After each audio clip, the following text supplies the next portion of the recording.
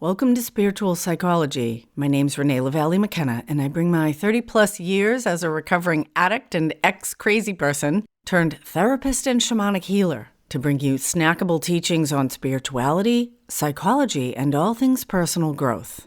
And today I want to talk about luck, and if luck is bullshit or if it's actually a real thing. And I was working with a client this week that I've worked for a few years now.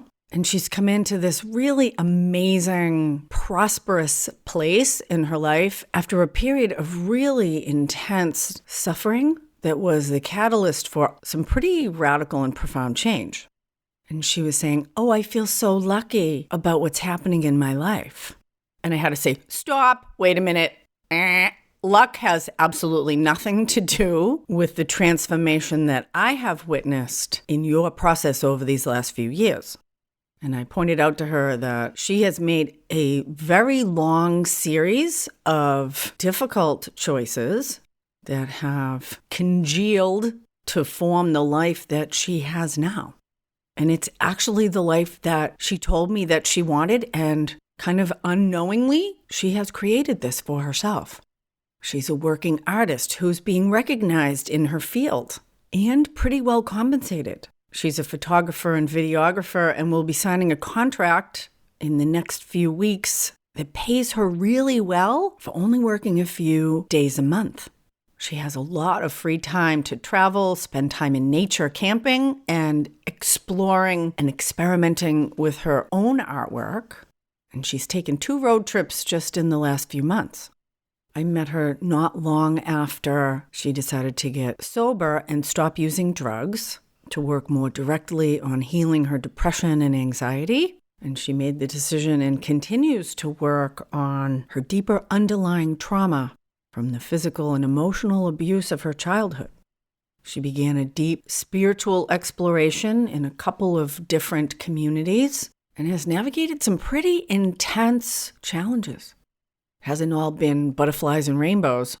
Her anxiety and disassociation, kind of not feeling like she was living in her body, got so intense that she went inpatient to the psych hospital a couple times, which was actually very helpful and the right thing to do. She removed herself from one of those spiritual communities that she was deeply embedded in because there was a series of events and circumstances that revealed that the leader of that community had some of their own unresolved emotional issues and was abusing power in a way that was kind of familiar to my client from their family of origin, which is not uncommon. We will often find ourselves in similar circumstances, both positive and destructive, and those repeating emotional or psychological relational patterns give us an opportunity to do things differently, to heal, grow, change those internal patterns. And that's what she did.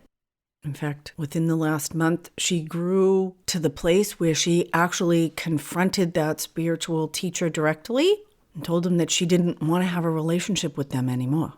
Tremendous growth and courage coming into profound emotional adulthood, really caring for her own inner psyche, becoming her own healthy self-parent.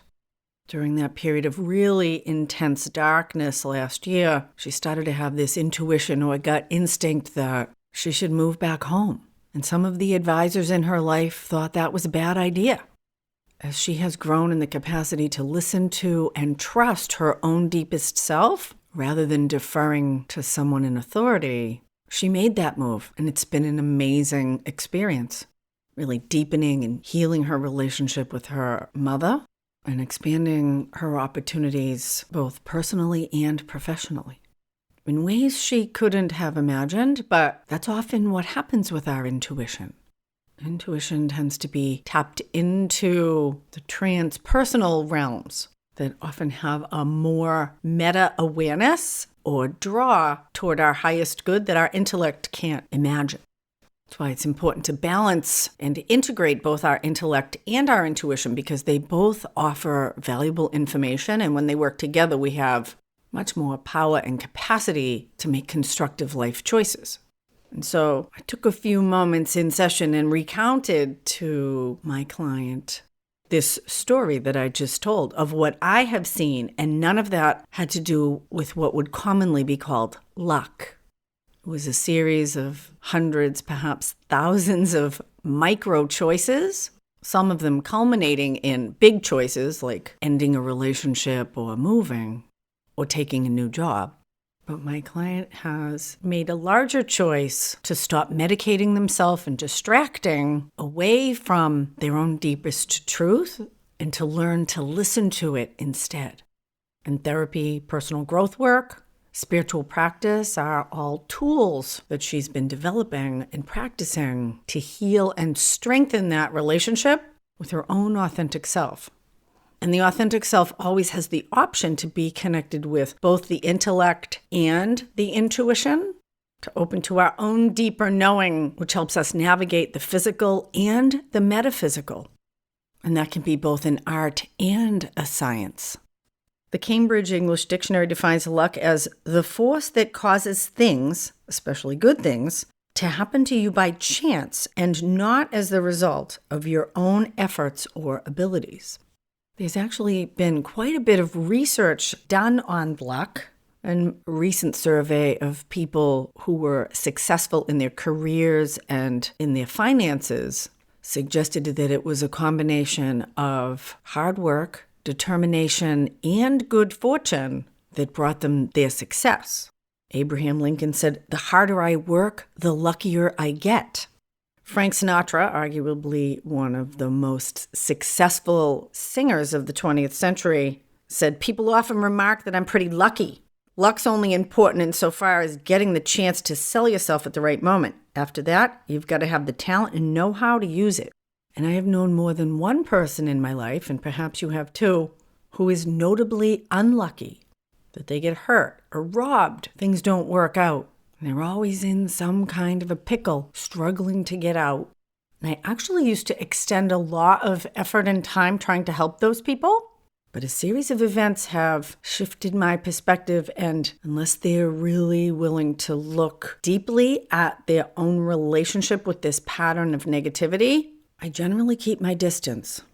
Because I discovered a kind of shocking phenomenon that really engaging with whatever this energetic formation that we call being unlucky is, even though I was trying to help them, it actually rubbed off and harmed me. Yikes. I took a client early on who was really suffering in just about every area of their life. Homeless, just left an abusive relationship, couldn't keep a job, terrible family dynamics, no friends. And I was still in the stage of my own development that I really wanted to help this person, perhaps even save them. If I was to come on that person today, a whole bunch of red flags would go up, because if someone has no relationships in their life, they've participated in that dynamic. And there's a reason they don't have anybody around them. And I told them I thought the spiritual psychology work might be able to help them, but they couldn't pay me for sessions. So we negotiated that he would walk my dogs in exchange for sessions. And it was a problem from the start. There were scheduling problems. There were interpersonal problems. And I found myself contorting into all kinds of pretzel positions to make myself available to this person, to help them connect with the positive flow of the larger consciousness system, and also to prove that I was trustworthy. And it culminated in them getting a $175 ticket for walking my dogs in an off-leash dog area. I don't even know how they did that. I've been walking there for 20 years and I've never even seen a ranger. I was like, oh. And of course, they didn't have the money to pay the fine. And so now I was actually paying for them to walk my dogs so that I could give them therapy. And I thought, oh, there's something wrong with this dynamic. And so I had to tell them, this isn't working for me. And they spent the next year slandering my name to anyone who would listen. And I now became part of the long list of abusers who had harmed them in their life. And it was an excellent learning experience for me and really highlighted a personal imbalance, tending to give more than I receive, and my own relationship with being depleted, which is another topic, being attached to being depleted and what that does for us. And I have since that experience and many, many others come to assess both my professional and my personal relationships from the perspective of energetic exchange. And although it may sound strange to look at relationships as a transaction, it's actually a really helpful tool for me to look at what am I giving and what am I getting in any circumstance in my life. And optimally, there's a nice balance of inflow and outflow that serves everyone. I go a little deeper with that in a recent podcast, Releasing Toxic Relationships, number 106, and also podcast number 84, The Dark Side of People Pleasing, which I know a lot about, having earned my black belt in codependency early in life. So there's a mystery here with luck and lack of luck, between the unlucky dog walker and the fortunate videographer. And early in my shamanic training, I was introduced to the phenomenon of curses, something pretty foreign to Western culture, but very common in Africa, in witchcraft, Santeria, in Yoruba, voodoo. And the idea that as we can pray for the highest good for someone, we can also work in the transpersonal realms for their harm. Very dangerous thing to do, because we are all connected, and when we perpetrate harm on others, there is no escaping the harm that will come back to us. I had a client who was a santera in Mexico City once, and she was actively involved in a community that was throwing curses at each other back and forth.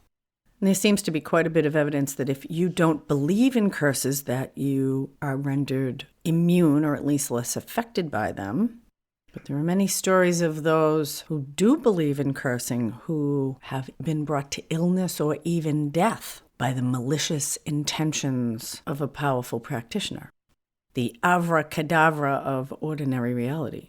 And it is interesting and quite profound to look at mental illness, alcoholism, abuse, and dysfunction that run through family lines.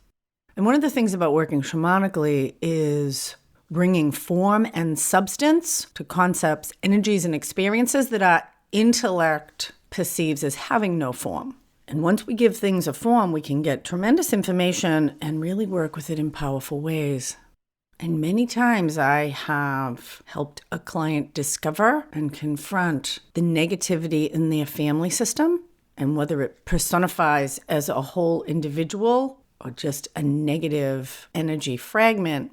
There's a lot of evidence that these forms are passed from generation to generation, either in the womb, certain stages of development, or through acts of violence, pain, and suffering. It's almost like psychic genetic material. And the good news is there is always things that can be done. We do have free will, and the capacity for positive change, transformation, and healing is almost always exponentially greater than we could imagine. And my own perspective is, whatever the configuration of our life, it's not a coincidence on a soul level. And any suffering we have is a call for growth and evolution. That we always have the opportunity to create positive, constructive change in our life. So I encourage you to consider your relationship with luck, lack of luck, or being unlucky, and to perhaps look more deeply at those phenomena, your relationship with them, and where you are being called to grow, transform, and heal, and perhaps use your experience to serve the larger system. Thank you so much for listening. I would be really curious to hear your thoughts on the subject of luck or unluck. Feel free to shoot me a direct message on Instagram at Renee LaValle McKenna. Speaking of luck or unluck, I've had a string of fake accounts trying to scam my followers on Instagram. Very common and nefarious practice. And so I've started to report fakes to the real accounts whenever I see them, just as people have very kindly and generously done to me. And through these exchanges, I've gotten to meet some really cool and interesting people. And one of those is Past Life Michelle Brock. And it turns out that we do very similar work, blending shamanism and therapeutic principles. And we're going to do an Instagram Live this Wednesday, January 26th, talking about shamanism and past life regression. That's this Wednesday, 9 a.m. Pacific, noon Eastern, 5 p.m. UTC. Taking lemons and making lemonade. Not that there's anything inherently wrong with lemons. If you'd like a free download of the first chapters of my book, Allies and Demons, Working with Spirit for Power and Healing, there's a link in the show notes. We had our second meeting of the Shamanic Experience Group, and I'm getting some really inspiring ideas of how to create safe, deep, and genuinely connected and supportive groups on a virtual platform. We live in this time of tremendous opportunity to connect with like-minded people of really high resonance, not limited by geography or location. If you'd like to join us for weekly spiritual practice, shoot me an email, info@reneemckenna.com. And there's also information about our Intro to Shamanic Journey course, a really great introduction to working in the lower world through shamanic practice. And this group is set up to support students of that course, but it's a living, evolving community right now. And if you are interested in having a space to do weekly spiritual practice, reach out. Let's talk about how spiritual psychology or the open door programs might be able to support you. Thanks as always to my generous supporters on Patreon. Blessings on your path until we meet again. This is Renee LaValle McKenna for Spiritual Psychology.